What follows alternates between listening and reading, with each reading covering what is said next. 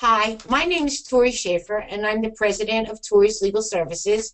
We've been in business for 25 years.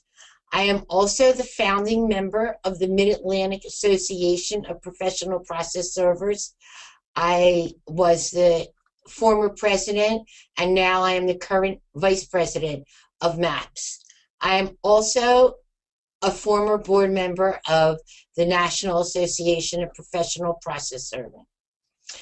Torri's Legal Services is certified as a disadvantaged business enterprise, which they use the acronym DBE.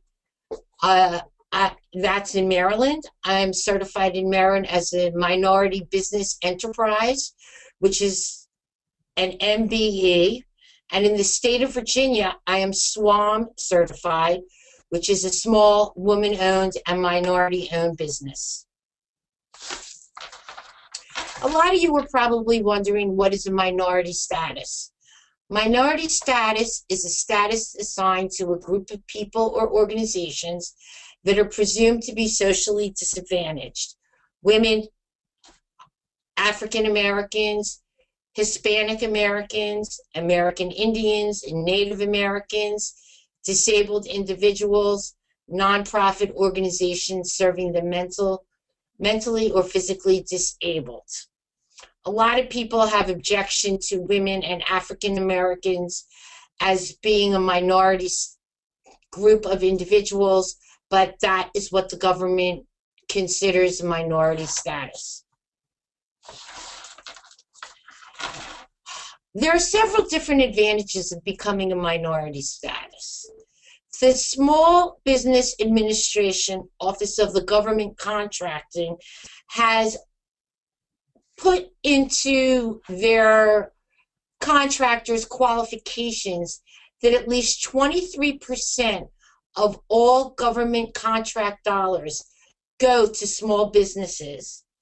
And the federal agencies, as well as the state and county agencies, have specific statutory goals for small disadvantaged businesses, women-owned small business, service-disabled, veteran-owned small businesses that are located in a historically underutilized business zone. And that is an area where, in a very underdeveloped area, they want to encourage small businesses to come into their area, and also to socially and economically disadvantaged individuals such as Black, Hispanic, or Native Americans. And that is called the 8A program. So how did Torri's Legal Service attain a minority status? I was asked to bid on a contract, and part of the requirement was that I was SWAM certified. As I said earlier, this SWAM certification is in the state of Virginia, and that means small, woman-owned, and minority-owned business. The certification application was not complicated at all. This is basically what the application looks like. It is done online. Both corporations and sole proprietors can apply. And the only way that you can apply to become SWAM certified is online. They have one little caveat in the application, and as I said earlier, the application is very, very easy to complete, and that is that you need to apply in your home state. Well, Maryland is my home state, and that application was extremely complicated and extremely lengthy. So, how do you become certified in the state of Maryland? There is an application that you must fill out, and you have to submit the required documentation, which is tremendous. Then they send an investigator out, and they conduct an on-site job visit. Then they prepare an investigative report. Then after that, they do an evaluation. And that is done by the Maryland Business Enterprise Advisory Committee. And they evaluate all your documentation and the investigator's report. That report is for the MBE and the DBE program requirements. Then finally, after several months, a determination is made by the chair of the Maryland Business Enterprise Advisory Committee.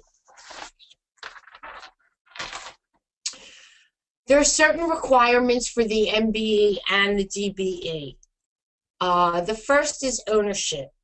You must own at least 51% of your company and be socially and economically disadvantaged individual.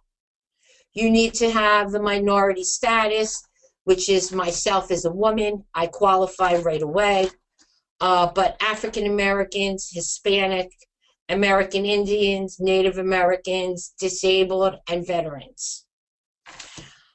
You also need to have the control. So when they came and did the on-site visit, she actually sat in my office for about 45 minutes watching me, making sure that I knew what I was doing, that I was aware of any technical information that needed to happen, that I knew how to run the servers. So they really, really want to make sure that you are a 51% owner. Also, your net worth. I didn't have anything to worry about that because you need to have a net worth of over $1 million. So that wasn't an issue.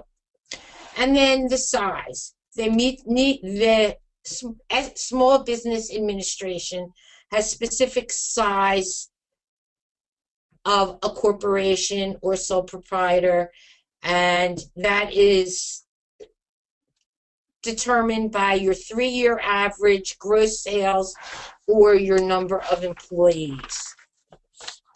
So what actually qualifies you as a small business? Revenue less than 2.5 million. I didn't really have to worry about that. Is independently owned and operated. Well, they got to see that I was the owner and I operated my business, and that also that I'm not a sole provider in the market. What that means is that I don't have a monopoly. I wish I did have a monopoly in this business, but I don't. So how do you go about obtaining these certifications? Because they are very, very helpful. And how you go about doing that is you check with your state to determine which agency provides minority certification. Different states have different levels of verification and requirements. As I said, that certifying myself in the state of Virginia was pretty easy, and I basically self-certified myself. So it depends. You can either self-certify or agency certify, which is what has to happen in the state of Maryland.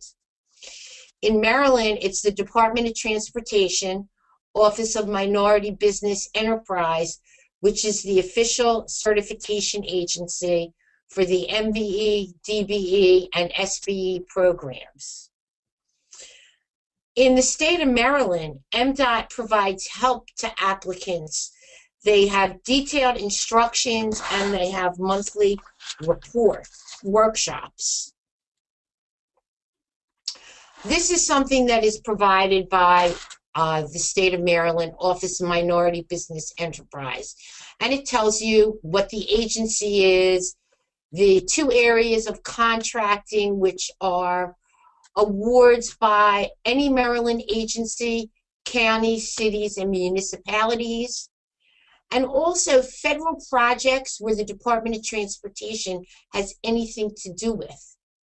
There are several certifications that you could get to bid on federal projects, but the Department of Transportation basically puts out most of the RFPs. And then there's the 3 types of certification. Then they tell you this form is available, and it gives you a guideline of how to apply. The MBE and the DBE certification program is the same, and you do them simultaneously in the state of Maryland. There's no cost to apply. It takes several months to complete, and they give you a documentation list. And you can apply as either a sole proprietor or a corporation. I am a corporation, so I apply as a corporation. This is just a sample of some of the things that you need to use to submit to the government. You need to fill out the application. You need a copy of the official articles of incorporation, and they need to be signed and certified by the state. You need a copy of your bylaws. You need a certificate of good standing from the Maryland Department of Assessment that your corporation is in good standings. You need minutes of all your board meetings. You need a stock ledger. You need a stock certificate. You need to have if you have any partners, you need to have your shareholders agreement. You also need to provide them a resume of all the owners or the key personnel, proof of citizenship, 3 years of your personal net worth statement, as well as 3 years of your tax returns, 3 years of your business return. You need a year-end financial statement for the last 3 years. You need to submit your quarterly state unemployment tax wage report. You need to submit any license. Your bank needs to certify that you are a certified signer on the checks. You need to provide them with a list of equipment, any vehicles that are registered, any insurance policies that the corporation has, copy of your lease, and a copy of 3 invoices. When I applied for the first time, and it took me months and months to get all of this information together, the only thing that I did not have was a copy of my 3 invoices. The officer that I was speaking to, he was really nice. He let me email those invoices, or else it would have taken another couple of months. But when they give you a list of documents, everyone has to be submitted with the application. It took a lot of work to do this. I did not have a copy of my stock certificate, especially since I own 100% of the stock. The minutes of my corporation meetings. I had a few meetings with myself out to dinner, and I recorded what it was that I discussed with myself. It was quite a task. There are special codes that are needed for any type of government contracts. There is what they call the NACE code, and that is the North American Industry Classification System. It identifies your company based on the size and what you do. There is also a DUNS number, which is the Data Universal Numbering System. That number is basically a credit report for businesses. It's a number similar to your Social Security number, but it is for your business. So in order to get your NACE code, you visit the United States Census Bureau NACE website, and you identify what actually you do. The more codes that you apply for and identify, the more opportunity you have. It is best to apply for as many different opportunities as you have. If I was a licensed private investigator, I would have applied for that code. My NACE code, which is 541199, is for all other services, specifically process serving and notary public service. When the federal government wants to put a bid out, they use the NACE code, and that pretty much describes the purpose of what they're looking for. And here I was so excited to get my NACE code approved by the Maryland Department of Transportation.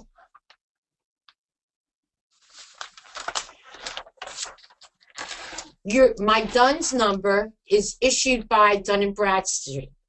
It is a unique 9-digit ID number for each physical location of your business. So if you have multiple locations, you'll have multiple DUNS numbers.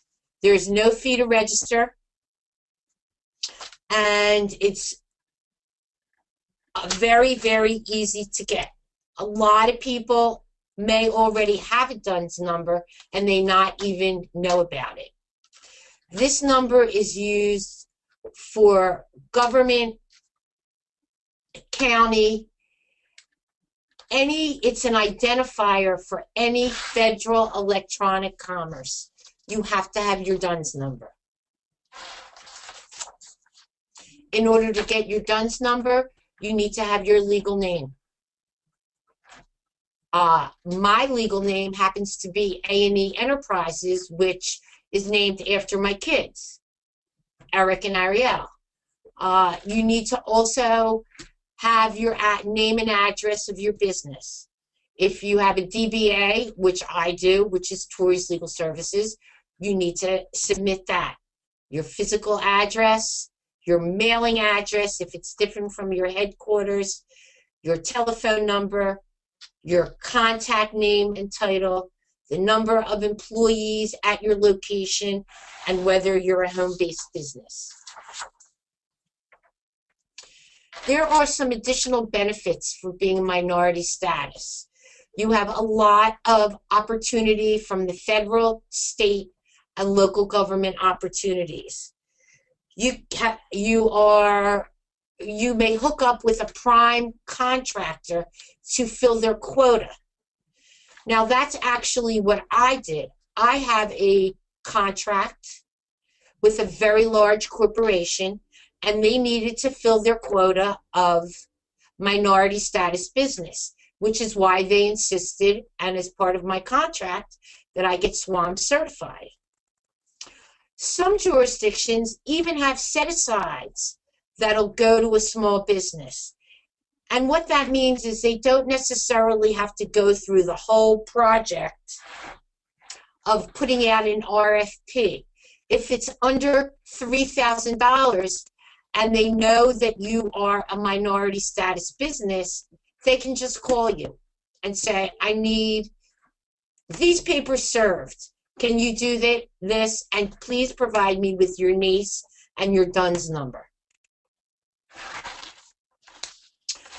So now you've gone through all of this paperwork. How do you market your minority status? Because nobody knows. The first thing you have to do is you should register in your state's marketplace. In Maryland, it is called eMaryland Marketplace. You should register in all of the small business reserve programs. And your county has them, your state has them, any municipalities have them. Then you need to identify your customers. And what you need to do is kind of do a little homework. we all know that in our counties, they have child support, the Department of Labor. So you need to really identify who your customers are. And how you do that is by attending job fairs. You might hear on the radio, which we hear all the time, that Montgomery County is having a job fair for their minority vendors. So you go to different job fairs. You prepare a capability statement, which I'll go into a little bit later. You attend any RFP that is put out there, and an RFP, thanks to ServeNow, they submit them to, I'm sure, all the process servers in the area. You go to the meetings. You talk to the people. Face-to-face contact is the best. You also need to be very persistent and very patient, because you want them to remember you. And if you respond to an RFP and you do not get, if you get turned down, you need to ask why. Again, you make contact with the contract officer, and it'll make you better for the next time.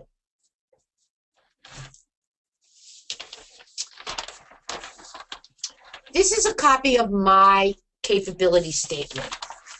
And it should tell everything about you and make you sound like a superstar. Your capability statement should have everything that you do. So we do process serving, rush emergency service. Our affidavits are court approved. We can handle foreign subpoenas, document retrieval, information services, skip tracing, mobile notary. The more services that you have, the better it is. Then you need to show what your past performance is, if there's anything that you've done. And I want to show you here on mine. We do process serving for toll violators. We're specialists in the real property tax foreclosure business in Washington, D.C. We had a project that we simultaneously served all the VA hospitals in every state within a 3-hour window. We also had to serve government agencies nationwide for the affordable health care. So you really need to tell them what you do, brag about it, talk about what makes you different, why you stand out above all your other competitors. You should also have your DUNS number, your NACE number, all your different certifications and all of their numbers. And something that's important is that you should let them know that you accept credit cards. Because, as I said, these small set-asides of under $3,000, they'll just call and give you their credit card. It should have all your information, your contact, the contact person, and your email. There are all kinds of publications that are out there that are resources. So there's the System for Award Management, that's called SAM. There's a Gov Purchase website. There's a FedBiz Ops, which is an email that comes to you every day.